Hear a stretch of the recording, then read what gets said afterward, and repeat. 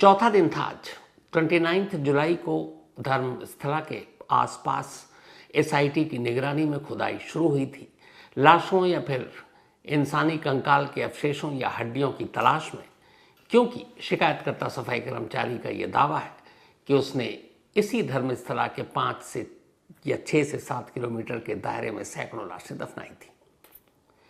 आज site number 7 और 8, 7 और 8 में जो जगह बताई थी इस शिकायतकर्ता ने, वहाँ पर खुदाई की गई।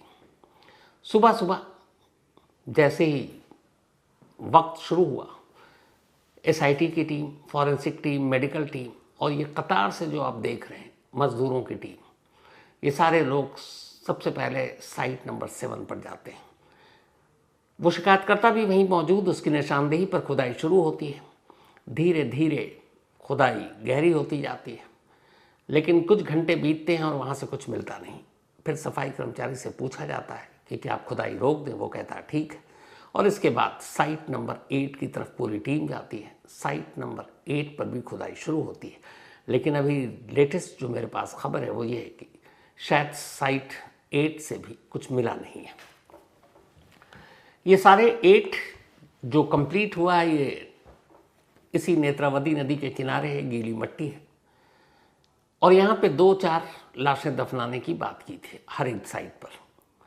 अब जो कल से शुरुआत होनी है, यानी साइट नंबर 9 से 13 तक, वो सबसे इम्पॉर्टेंट है, इसलिए कि वो नेत्रावती नदी से दूर है, हाईवे के किनारे, सड़क के किनारे और जंगल में। और साइट 13 के बारे में तो दावा ये है कि यहाँ मास बरियल हुआ, यानी कि सबसे ज़्यादा लाशें वहीं दफनाई गई हैं। तो खैर ये आने वाले दिनों में पता चलेगा। एसआईटी ने ये बताया जो कल साइट 6 में खुदाई हुई थी कि वहाँ से कुछ इंसानी कंकाल के अवशेष मिले थे, हड्डियाँ मिली थी। आज क्लियर हुआ, एसआईटी के मुताबिक साइट 6 से कुल 25 हड्डियाँ बरामद हुई, 25 बोन्स। ये जो 25 हड्डियाँ थी, इनमें 5 दांत थे इंसान के, जबड़े की हड्डियाँ थी और जांग की हड्डियाँ थी, और कुछ टूटी हुई हड्डियाँ थी। तो 25 बोन्स कलेक्ट किए गए साइट नंबर 6 से, और इंसानी दांत और जबड़े की हड्डी से ये बड़ा ईजिली बिना फॉरेंसिक जांच के ये क्लियर हो गया कि ये इंसानी हड्डियाँ ही हैं। उन्हें फॉरेंसिक जांच के लिए भेज दिया गया। 15 दिन या उससे ज़्यादा वक्त लग सकता है इन हड्डियों की शिनाख्त या मरने वाला कौन, उसकी हाइट, उम्र, लिंग यानी मेल फीमेल, उसके बारे में जानकारी हासिल करने के लिए। तो 5वें दिन की खुदाई कल होगी। लेकिन आज जो चीज़ आपको बताने के लिए मैं बैठा हूँ, ये बड़ी हैरान करने वाली और अजीब चीज़ है। एक आरटीआई की कॉपी है कन्नड़ में, और ये वो ओरिजिनल कॉपी है जो आप इस वक्त स्क्रीन पर देख रहे हैं।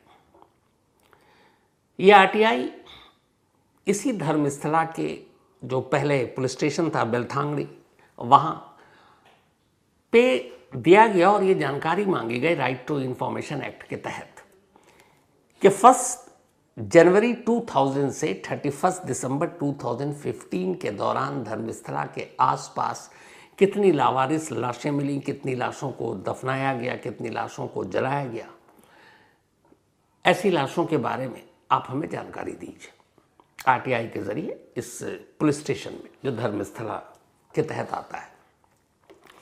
आप जानकर हैरान रह जाएंगे कि इन 15 सालों की जब रिकॉर्ड को मांगा गया, और ये आरटीआई उस बात के सबूत हैं, तो जवाब आता है कि ऐसे रिकॉर्ड हमारे पास नहीं है। कितनी लाशें थीं, कहाँ दफनाई गई, हमें नहीं पता। थाने से पूरा रिकॉर्ड ही गायब है, और उसमें यह भी कहा गया कि ये रिकॉर्ड क्यों गायब है, क्यों नहीं रखा गया। तो फिर आरटीआई के जरिए ये कहा गया कि ऊपर से आदेश था, सरकारी आदेश। अब बात समझ से परे है कि अगर कहीं किसी इलाके में कोई लाश मिलती है, दफनाया जा रहा है, जलाया जा रहा है, बहाया जा रहा है, और जब भी लावारिस लाश मिलती है पुलिस के रिकॉर्ड में होता है वो सारी चीज़ें। यहाँ वो रिकॉर्ड ही नहीं है 15 साल के, और कहा जा रहा है ऊपर से आदेश था। ऐसी क्या बात थी कि सारे रिकॉर्ड गायब कर दिए गए? ये अपने आप में हैरान करने वाली बात है। इन आरटीआई को करने वालों में से एक शख्स है मिस्टर गिरीश। ये कर्नाटका स्टेट पुलिस फोर्स के एक्स अफसर हैं। इन्होंने अपनी नौकरी छोड़ दी पुलिस की। उसकी वजह ये थी कि इन्हें धर्मस्थला के बारे में जब पता चला तो इन्होंने कहा कि हम इसकी सच्चाई तक जाएंगे। वर्दी पहनकर ये काम करना मुश्किल था, इसलिए उन्होंने वर्दी उतार दी और फिर लग गए इन्वेस्टिगेशन में। उसके बाद उन्होंने आरटीआई एक एक्टिविस्ट के तौर पर अपना करियर शुरू किया और इस बेलथांगली थाने में सबसे ज़्यादा इन्होंने आरटीआई की अर्जियाँ डाली। आज उनसे मैंने रिक्वेस्ट की कि इस पूरे मामले में क्या आप हमारे क्राइम तक के दर्शकों के लिए सारी जानकारी देंगे। थोड़ी उनकी हिंदी में प्रॉब्लम है, लेकिन फिर भी उस मोहब्बत में उन्होंने कहा करेंगे। कुछ देर के बाद मिस्टर गिरीश की पूरी बातचीत जब आप सुनेंगे और जब ये उनकी बातचीत सुनेंगे, जहाँ पर वो बैठकर ये बात कर रहे हैं, उसके आगे एक कागज़ों का बंडल है जो सील बंद है। आप देखेंगे, आप हैरान रह जाएंगे। वो कागज़ों का बंडल असल में कानूनी दस्तावेज़ है जो सिर्फ और सिर्फ इसी धर्मस्थला और धर्मस्थला में रहस्यमयी लाशों, गायब होने, महिलाओं, लड़कियों के रेप से जुड़ी हुई चीज़ों के बारे में जब जब उन्होंने आवाज़ उठाई, धर्मस्थला के ताकतवर लोगों ने उन्हें डिफेमेशन का नोटिस भेजा। और ये नोटिस का अंबार है। जब वो बोलेंगे, आप सिर्फ उस कागज़ पर ध्यान दीजिएगा कि इस शख्स के ऊपर कितने सारे कानूनी हमले हो चुके हैं। लेकिन वो बातचीत आप सुने उससे पहले कर्नाटक के एक एक्स डीजी रहे, director general of police, R K Datta, जब ये पूरा मामला चल रहा, उन्होंने एक बहुत ही सीरियस सवाल उठाया। उन्होंने कहा कि आमतौर पर एक जूनियर पुलिस अफसर, कांस्टेबल या फिर ऐसी जूनियर हेड कांस्टेबल, इनकी पोस्टिंग जब किसी थाने में होती है तो वहाँ 5 से 7 साल तक रहते हैं। धर्मस्थला में ये सारी चीज़ें आज से नहीं, 20-30 सालों से चल रहा है।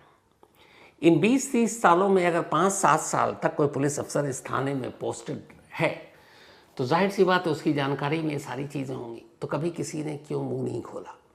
जिस थाने के सारे रिकॉर्ड गायब हो गए, कभी उस थाने ने क्यों आवाज़ नहीं उठाई? उनका कहना है कि जो एसआईटी मामले की जांच कर रही है, ये ज़रूरी है सच्चाई तक पहुंचने के लिए कि धर्मस्थला के इस पुलिस स्टेशन में पिछले 20-30 सालों में जितने भी पुलिस वाले तैनात रहे, अब चाहे वो रिटायर हो गए हों या किसी और जगह पोस्टिंग हो, उन सबको एक एक कर बुलाकर उनसे पूछताछ होनी चाहिए, क्योंकि उनके पास सारी जानकारी होगी और इसमें सीनियर अफसरों से भी पूछताछ होनी चाहिए। और मुझे लगता है कि एक वैलिड पॉइंट है, क्योंकि लोकल पुलिस से कोई चीज़ छुपी हो ये मैं नहीं मानता, और ताकतवर लोगों के कहने पर ये सारा काम हुआ, इसमें कोई शक भी नहीं हो सकता। तो मिस्टर जो आर के दत्ता हैं, इन्होंने बहुत वैलिड पॉइंट किया है, उठाया। और एसआईटी से जब ये सवाल पूछा गया तो उन्होंने कहा एक बार खुदाई का काम पूरा हो जाए, फिर वो विक्टिम, कंप्लेनेंट और जो पुलिस स्टेशन में थे उन सब से भी पूछताछ करेंगे। ये जो पूरा मामला जहाँ पे चल रहा है, जहाँ पर 500 से ज़्यादा लाशें दफनाए जाने की बात है, कही जा रही है, ये असल में धर्मस्थला के आसपास की जो पूरा एरिया है, यहाँ की आबादी बहुत ज़्यादा नहीं है, मुश्किल से 10,000 के करीब पॉपुलेशन है पूरा धर्मस्थला की इस इर्द गिर्द में। और इनमें से आधे लगभग आधी महिलाएं और आधे पुरुष हैं। रेशो में अगर आप जाएं तो करीब 5,000 के आसपास मेल के पॉपुलेशन है, 5,000 के आसपास फीमेल का।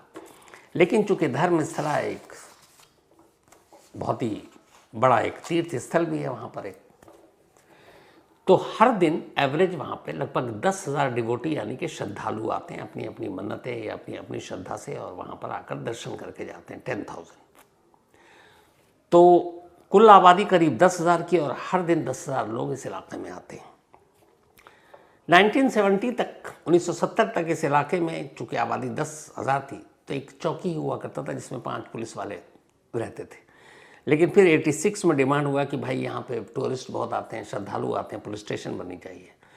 तो फिर उसके बाद पुलिस स्टेशन की मंजूरी दी गई और 15 मार्च 2015 को बेलथांगड़ी पुलिस स्टेशन का उद्घाटन हुआ। और जानते हैं इस पुलिस स्टेशन का उद्घाटन किसने किया था? धर्मस्थला की इन्हीं ताकतवर में से एक ताकतवर शख्स ने, जो धर्मस्थला के धर्माधिकारी हैं और इस वक्त राज्यसभा के एमपी हैं, मिस्टर हेगड़े। उन्होंने इसका उद्घाटन किया था। और आज इसी धर्मस्थला के मैनेजमेंट पर इस तमाम तरह के सवाल उठ रहे हैं, जिसकी जांच एसआईटी कर रही है। और एसआईटी की जांच के बाद क्या सच है वो सामने आएगा। आलम यह है कि जब जब किसी ने आवाज़ उठाने की कोशिश की, आप गिरीश के आगे बात सुनेंगे तो आप भी समझ जाएंगे, दबा दिया गया, गायब हो गए, या फिर कोर्ट पहुंच गया और उन सारे पब्लिकेशन पे, मीडिया पे, चैनल पे, यूट्यूबर पे रोक लगा दी गई। अभी लोअर कोर्ट ने हाल में इसी इशू के बाद जब ये विटनेस आया था सफाई कर्मचारी, करीब 800 से ज़्यादा ऐसे यूट्यूब और सोशल मीडिया के अलग अलग प्लेटफॉर्म, कुछ न्यूज़पेपर, कुछ चैनल पर सीधे सीधे रोक लगाया था कि वो धर्मस्थला से जुड़े हुए और उसके मैनेजमेंट से जुड़े हुए लोगों के बारे में कोई रिपोर्ट नहीं दिखाएंगे। एक नोटिस हमारे क्राइम तक पे भी है। अब ये एक तरह से आज़ादी पे सीधे सीधे हमला था, क्योंकि मीडिया का काम है रिपोर्ट करना। अगर एसआईटी इस वक्त जांच कर रही है, खुदाई कर रही है, तो वहाँ क्या कुछ चल रहा है, वहाँ जाकर इन सारी चीज़ों को सामने रखना। हमारे जो बेंगलुरु के रिपोर्टर हैं सगैराज, कैमरामैन शिव मूर्ति है, लगातार 5-6 दिनों से लगातार हर आधे घंटे में बारिश हो रही है। वो इलाका भी ऐसा नहीं है, शहर से दूर है, जंगल है, नदी है, आसपास में कोई शेल्टर नहीं है, और ऐसे मुश्किल हालात में सुबह से रात तक वो वहीं पे खड़े रहते हैं और रिपोर्टिंग कर रहे हैं, इसलिए कि वहाँ पे जो कुछ हो रहा है वो सच्चाई देश के सामने लाया जा सके। लेकिन कोर्ट ने कहा नहीं, आप ये सब नहीं कर सकते। इसको चैलेंज किया किसी ने, और ये मामला गया कर्नाटका हाई कोर्ट में। आज कर्नाटका हाई कोर्ट ने अपना फैसला सुनाया और उसने कहा नहीं, ऐसा नहीं हो सकता। अगर कहीं पे इस तरीके से इतने लोगों के गायब होने की खबर है, इस तरह के इल्ज़ाम है कि सैकड़ों लाशों को दफनाया गया है, तो इस सच्चाई को मीडिया के ज़रिए सामने लाना मीडिया की जिम्मेदारी भी है और उनका हक भी है। तो इसीलिए उन्होंने लोअर कोर्ट को कहा है कि आप अपने फैसले पर दोबारा गौर करें कि इन पर रोक क्यों लगाया। तो ये एक बड़ी बात है। हाई कोर्ट ने सीधे सीधे एक तरह से ये कहा है कि मीडिया को आप अपना काम करने दीजिए। तो हाई कोर्ट का ये फैसला। अब जो मैंने रिक्वेस्ट की थी स्पेशली गिरीश साहब से, एक्स कॉप कर्नाटका पुलिस, और उन्होंने बहुत डिटेल में सारी बातें बताई। उन्होंने ये भी कहा कि हाँ कितनी लाशें हो सकती हैं। उन्होंने बहुत सारे केसेस के बारे में बात की, डिफेमेशन केस के बारे में बात की, कैसे लोगों को दबाया गया इस बारे में बात की, कैसे बहुत सारे मीडिया हाउसेस के मुंह बंद कर दिए गए इस बारे में बात की। तो मैं चाहता हूँ कि कर्नाटका पुलिस के एक्स पुलिस अफसर और अभी आरटीआई एक्टिविस्ट के तौर पर इस इशू को उठाने में सबसे आगे गिरीश साहब की ये पूरी बात आप सुने तो शायद बेहतर कहानी समझ सकेंगे। तो थैंक यू गिरीश साहब, क्राइम तक फैमिली के लिए आपने वक्त निकाला और आपने जो कुछ कहा ये अब आपके सामने है। नमस्कार, मैं Girish Matrenavar, former police officer, Karnataka state police. ये जो केसेस में धर्मस्थला के आसपास उससे रिलेटेड जितने भी हादसे हुए हैं, गैंग रेप, मर्डर हुए हैं, उसके जो भी लीगल फाइट है उसमें मैं एक एक्टिविस्ट बन के काम कर रहा हूँ।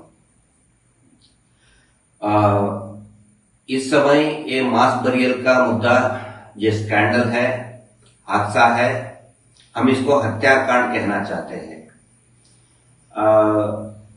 कल ही एक डेड बॉडी बरामद हुई है, लेकिन प्रिलिमिनरी इंफॉर्मेशन जो हमको मिलता है उसके मुताबिक बहुत सारे हर दिन ऐसे स्केलेटल रिमेन्स मिल रहे हैं। तो पूछते हैं ये सब क्या है, ऐसा क्यों हो रहा है। ये जो जस्टिस फॉर सौजन्या मूवमेंट है, it is an anti rape movement. ये जो क्षेत्र है श्री क्षेत्र धर्मस्थला, यह एक बहुत ही भगवान का मंदिर जिसको करोड़ों लोग मानते हैं। कर्नाटक ही नहीं, दक्षिण भारत के केरला, तमिलनाडु, आंध्र प्रदेश से भी बहुत सारे श्रद्धालु आते हैं इधर। लेकिन उसके साथ साथ जो एक फैमिली परिवार इस मंदिर का अथॉरिटी है, उसको कंट्रोल करता है, वो ट्रस्ट, फैमिली का ट्रस्ट है, उसके जरिए बहुत सारे कई सालों से, मतलब 40 से 50 सालों से जो अत्याचार, खून और कब्जा, सरकारी जमीन का कब्जा, आसपास रहने वाले गरीबों का जो ट्राइबल्स है, शेड्यूल कास्ट है, उनका जमीन का कब्जा कई सालों से होते आ रहे हैं। लेकिन जब सौजन्या का जो गैंग रेप एंड मर्डर हुआ इन द ईयर 2012 अक्टूबर 9 में, उसके बाद जब महेश शेट्टी तिमरोडी जी ने आवाज उठाना शुरू किया तो बहुत लोगों का इससे भी पहले जो भी खून खराबा होते आ रहे हैं, तो उसका ज्यादा जो एनलाइटनमेंट, लोगों को जागृति देना काम शुरू हो गया। इधर सोचने की बात यह है, सौजन्य का जो जस्टिस फॉर सौजन्य मूवमेंट शुरू हुआ, क्योंकि उसके रेप एंड मर्डर, उससे भी पहले डबल मर्डर हुआ। डबल मर्डर यानी कि जो हाथी का माउथ रहते हैं, हम साउथ इंडिया में उसको माउथ कहते हैं, उनके जो घर में ही, वो भी धर्मस्थल के अंदर ही, मंदिर के सामने ही उनका घर है। उन दोनों भाई बहन को बहुत बुरी तरह से मार दिया गया। उसका आरोपी लापता, रिपोर्ट ऐसा पुलिस ने दिया, सी रिपोर्ट। उससे पहले पद्मलता एक बच्ची थी, वो भी स्टूडेंट थी, इन्हीं के, ये जो टेम्पल का अथॉरिटी है, इन्हीं के बहुत सारे एजुकेशन इंस्टीट्यूशन है, वहीं पे पढ़ती थी। तो उसका भी अगवा हुआ, किडनैप किया गया। तो आफ्टर 53 डेज उसका लाश मिला, पूरा खराब होके उसको मिला। उसके ऊपर भी गैंग रेप हुआ था, लेकिन accused not found, C report दिया गया पुलिस के जरिए। उससे पहले वेदवली, टीचर वेदवली, वो टीचर थी, बहुत ही होनहार टीचर थी, उसके ऊपर भी गैंग रेप, और उसको बुरी गैंग रेप करके जिंदा जलाया गया। उसका भी आरोपी कौन है? लापता है।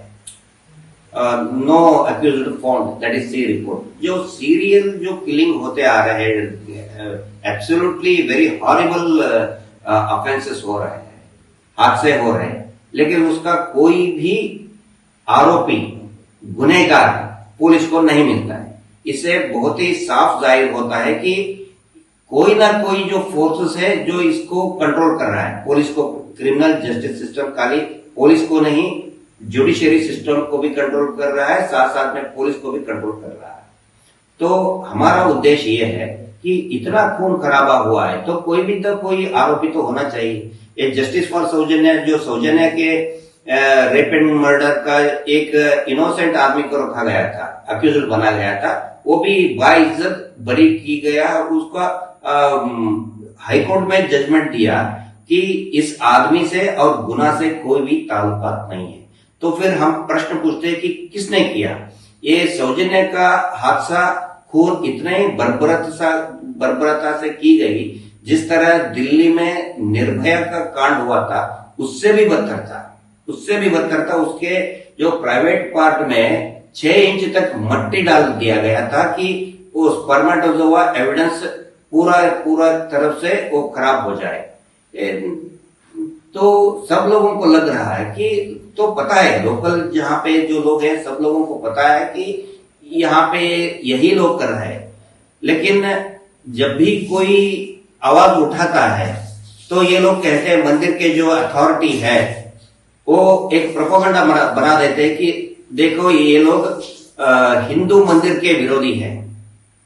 वेदवली के संदर्भ में जो हादसा हुआ था, तभी प्रोटेस्ट हुए थे, तो इन लोगों ने बताया नहीं, ये लोग मंदिर के विरोधी है, ये लोग कम्युनिस्ट है, तो ये मंदिर का नाम खराब करना चाहते हैं।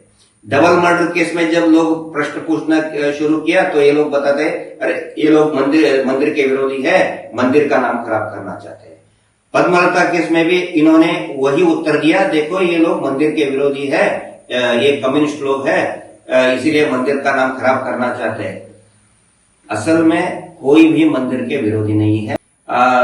एक चीज मैं सबके नजर में लाना चाहता हूं, जिनको भी ये लीगल प्रक्रिया मालूम रहता है, मैं उनसे भी कुछ पूछना चाहता हूं और उनके नजर में भी लाना चाहता हूं कि देख, ये डबल मर्डर केस में कंप्लेंट किसको देना चाहिए? जिसके घर में हादसा हुआ है उनको कंप्लेंट देना चाहिए, वो कंप्लेंट दे सकते हैं पुलिस स्टेशन जाके।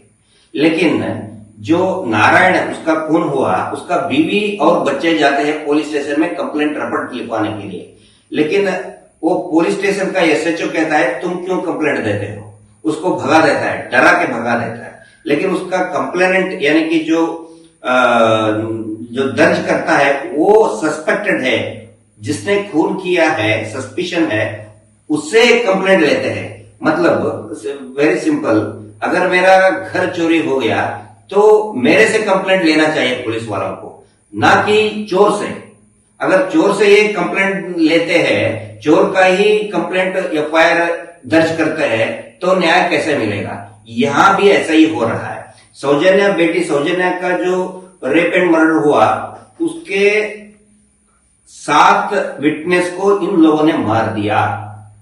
7 विटनेस लोगों को इन लोगों ने मार दिया। उसमें से 3 लोग चार्जशीटेड विटनेस थे। और पूछ सकते हैं कि इतने सालों तक क्यों ये उभर कर क्यों नहीं आया, समाज के नजर में क्यों नहीं आया। मेरे सामने आप देख सकते हो, ये जो पूरा पैकेट है, ये डिफेमेशन केस का सिर्फ महेश जी को ये मिला है। सिर्फ एक बार इतना नोटिस आता है। उनके ऊपर करीब करीब 20 करोड़ का डिफेमेशन केस डाला है। मेरे ऊपर भी कम से कम 20 करोड़ तक का डिफेमेशन केस डाला है। ऐसे 350 लोगों के ऊपर इन्होंने, उसमें टीवी चैनल्स है, माध्यम है, यूट्यूबर है, सभी लोग हैं। 350 लोगों के ऊपर उन्होंने इंजंक्शन ऑर्डर लाए थे। पहले तो ये मार के फेंकते थे, कोई भी प्रश्न पूछता था उनको मार के फेंकते थे, लेकिन अभी डिफेमेशन करते हैं। और लोकल टीवी चैनल सब बिक चुके हैं। वेब थैंक्स, हाल ही में कुछ 3-4 टीवी चैनल्स आगे आके सच का प्रसार कर रहे हैं, लेकिन पिछले 13 साल से लोकल टीवी चैनल्स कोई भी आगे नहीं आया। Thanks to the YouTubers, local Karnataka के यूट्यूबर्स और सोशल मीडिया के जरिए पिछले 13 साल से जस्टिस फॉर सौजन्या आगे आ रहा है। जो भी आवाज उठाता है, या तो उनको खरीद दिया जाएगा, नहीं तो मार दिया जाएगा। और ये मास बरियल का है, ये उसी का पिछले 4 to 5 डिकेड्स का अनरिपोर्टेड केसेस है। ये जो मैंने बताया वो रिपोर्टेड है। जब लोग आवाज उठाते हैं तो तभी रिपोर्ट होंगे, लेकिन वो जो मास बरियल है पिछले from the last 4 to 5 decades, उनका ऐसा ही जो भी लड़कियों को इस्तेमाल करके, अत्याचार करके, खून करके फेंक देना, उसका ऐसे कि एक रेगुलर हैबिट बन चुका है उस फैमिली का, उस अथॉरिटी का। उसी का रिजल्ट है ये जो मास बरियल वो निकल रहा है। हमें पूरा यकीन है कर्नाटक स्टेट गवर्नमेंट में एक अच्छे और होनहार आईपीएस ऑफिसर श्री मोहंती जी को, प्रणब कुमार मोहंती जी को चीफ बना दिया है। हमको पूरा विश्वास है कि सच बाहर निकलेगा, क्योंकि जहां तक अंदाज है करीब करीब 500 से भी ज्यादा 1000 तक लाशें बरामद हो सकती है। लाशें मतलब स्केलेटल रिमेन, लाश के इसमें नहीं रहते, स्केलेटल रिमेन बरामद हो सकते हैं, ऐसा अंदाजा सब लोगों को है। सब हम पूरा आशा करते हैं कि इस देश का सभी माध्यम सच प्रसार करे। उनके जो ऐसे इंजेक्शन, हम इसको क्या करते हैं, मोबाइल स्टैंड बना के इस्तेमाल करते हैं, नहीं तो कोई ना कोई जो भी जो गरीब लोगों को मिलता है वो पकौड़ा बेचने के लिए इनको यूज करता है। 10-10 करोड़ का डिफेमेशन केस ऐसे आके आवाज बंद करने के लिए कोशिश कर रहे हैं, लेकिन सच बाहर आना बहुत जरूरी है। नमस्कार, जस्टिस फॉर सौजन्या। तो ये थे गिरीश साहब, एक्स पुलिस अफसर कर्नाटका के, जो धर्मस्थला के इस पूरे मामले में शुरू से लगातार पुलिस की नौकरी छोड़ी, वर्दी उतारी, जांच में जुट गए और हर सवाल के जवाब के लिए आरटीआई का हथियार हाथ में लेकर चलते हैं। इतने सारे नोटिस के गहने हैं इनके सर पर, करीब 20 करोड़ रुपए का तो डिफेमेशन है इनके ऊपर, लेकिन लड़ाई अपनी जारी रखे हुए हैं। ऐसे लोग होते हैं जिनकी वजह से जंग जीती जाती है। तो thank you so much Girish साहब, आपकी इस हिम्मत, इस हौसले के लिए। और उम्मीद है कि जब तक सच्चाई सामने नहीं आएगी आपकी लड़ाई इसी तरह जारी रहेगी। और जब जब हम लोग आपकी जितनी मदद कर सकते हैं, वादा है करते रहेंगे। तो खुदाई जारी है, 4थे दिन का काम खत्म हुआ, कल 5वें दिन से फिर खुदाई शुरू होगी। आगे जो भी अपडेट होगा आप तक ज़रूर पहुंचाऊंगा। फिलहाल कहानी में आज इतना ही। अब आपसे मुलाकात होगी कल रात 9 बजे किसी नई कहानी के साथ। तब तक अपना और अपनों का ख्याल रखिएगा। Thank you very much.